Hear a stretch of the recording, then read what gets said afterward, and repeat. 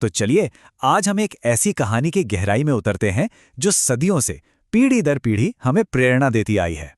ये कहानी है श्री राम की, उनकी महागाथा। एक ऐसी यात्रा जो हमें कर्तव्य, बलिदान और आखिर में धर्म की जीत के बारे में बहुत कुछ सिखाती है। और यही बात इस कहानी को खास बनाती है। ये सिर्फ एक राजकुमार की कहानी नहीं है, नहीं, ये एक ऐसे आदर्श पुरुष की कहानी है जिन्होंने मर्यादा, सत्य और धर्म का रास्ता दिखाया। उनकी जिंदगी की कहानी आज भी हमें सही और गलत के बीच चुनाव करने के लिए रास्ता दिखाती है।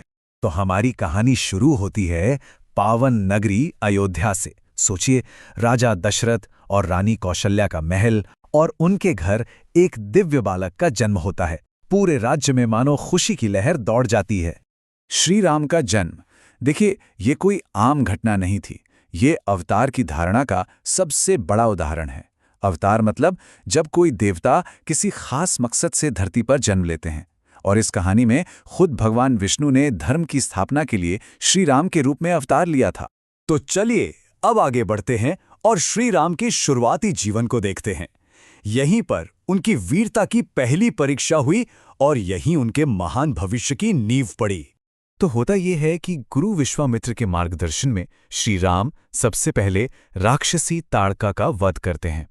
और बस यहीं से ये साबित हो जाता है कि वो इस धरती पर बुराई को खत्म करने और सज्जनों की रक्षा करने के लिए आए हैं। ये उनके पराक्रम का, कह सकते हैं, पहला सबूत था। और इसके बाद आता है वो ऐतिहासिक पल, सीता स्वयंवर का। जब श्री राम शिव जी के उस विशाल दिव्य धनुष को उठाते हैं तो वो सिर्फ अपनी ताकत का प्रदर्शन नहीं कर रहे होते, नहीं, बल्कि वो सीता जी के साथ अपनी नियति के उस अटूट बंधन को स्वीकार कर रहे होते हैं। लेकिन अब कहानी में एक बहुत ही गंभीर मोड़ आता है। एक ऐसी परीक्षा जो श्री राम के चरित्र को हमेशा के लिए परिभाषित कर देती है, उन्हें मर्यादा पुरुषोत्तम बनाती है।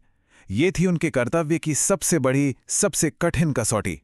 जरा सोचिए, श्री राम के सामने क्या दुविधा थी।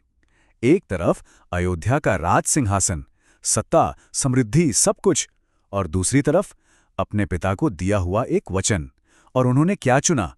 उन्होंने एक पल भी नहीं सोचा, राजपाट छोड़कर अपने पिता के वचन का मान रखा। उन्होंने साबित कर दिया कि कर्तव्य से बढ़कर कुछ नहीं। 14 साल, ये सिर्फ एक संख्या नहीं है। जरा इस लंबे समय के बारे में सोचिए। ये उस महान त्याग की कहानी कहता है जिसे श्री राम ने बिना कोई सवाल किए स्वीकार कर लिया। ये उनके धैर्य और अपनी ड्यूटी के प्रति अटूट निष्ठा की मिसाल है। अब वनवास के दौरान कहानी का तनाव और भी बढ़ जाता है। एक ऐसा संकट सामने आता है जो धर्म और अधर्म के बीच होने वाले महायुद्ध की वजह बनता है। और हां, यहीं पर कहानी में एक बहुत ही खास, एक बहुत ही महत्वपूर्ण किरदार का प्रवेश होता है। यहां से घटनाएं बहुत तेजी से बदलती हैं। पहले वो सोने के हिरण का धोखा, जिसके चलते श्री राम दूर चले जाते हैं, और फिर राक्षस राजा रावण धोखे से सीता जी का अपहरण कर लेता है। इसी खोज में श्री राम की मुलाकात होती है अपने सबसे बड़े भक्त हनुमान जी से। एक ऐसी मुलाकात जो इस धर्म युद्ध का रुख ही मोड़ देती है। हनुमान जी का रोल यहां पर मतलब एक गेम चेंजर है। उनकी अटूट भक्ति, उनकी जबरदस्त ताकत और उनकी समझदारी, इन सब ने श्रीराम के मिशन को कामयाब बनाने में बहुत बड़ी भूमिका निभाई। सोचिए, वही थे जिन्होंने विशाल समुद्र को लांघकर सीता जी का पता लगाया और लंका तक पहुंचने का रास्ता साफ किया। और अब हम कहानी के क्लाइमैक्स पर पहुंचते हैं, वो पल जहां अच्छाई और बुराई का आमना सामना होता है। एक ऐसा महायुद्ध जो हमेशा के लिए धर्म की विजय को स्थापित कर देगा। उस जबरदस्त महाकाव्य जैसे युद्ध के अंत में श्री राम 10 सिर वाले अहंकारी रावण का वध करते हैं। लेकिन ये सिर्फ एक राजा की दूसरे राजा पर जीत नहीं थी। ये असल में धर्म की अधर्म पर जीत थी, सत्य की असत्य पर और न्याय की अन्याय पर एक अंतिम विजय थी।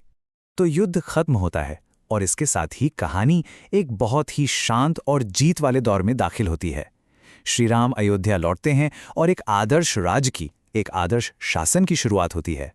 पूरे 14 साल बाद जब श्री राम अयोध्या वापस आते हैं तो पूरा शहर, हर घर, हर गली दीपों से जगमगा उठती है उनका स्वागत करने के लिए। यही दीपोत्सव, यही दिवाली का पर्व उनके राज्याभिषेक और एक नए सुनहरे दौर की शुरुआत का प्रतीक बन जाता है। तो अक्सर हम राम राज्य की बात सुनते हैं, पर इसका असली मतलब क्या है? ये सिर्फ एक साम्राज्य नहीं, बल्कि एक आदर्श शासन का विचार है। एक ऐसा मॉडल जहां हर किसी को न्याय मिले, जहां चारों ओर शांति हो, समृद्धि हो और जहां राजा का सबसे बड़ा धर्म अपनी प्रजा की भलाई हो। अगर श्री राम की पूरी जिंदगी की कहानी का निचोड़ निकालना हो तो वो शायद इसी एक बात में है कि जीवन का असली रास्ता, सच्चा मार्ग, सत्य, धर्म और अपने कर्तव्य को निभाने में ही है। और आखिर में एक सवाल हम सबके लिए। श्री राम के जीवन से हमें ये 3 महान गुण मिलते हैं: सत्य, धर्म और कर्तव्य। जरा सोचिए, आज की दुनिया में, आज के समय में हमें इन तीनों में से किसकी सबसे ज्यादा जरूरत है? शायद इसी सवाल पर सोचना इस महागाथा को सही मायने में समझना है।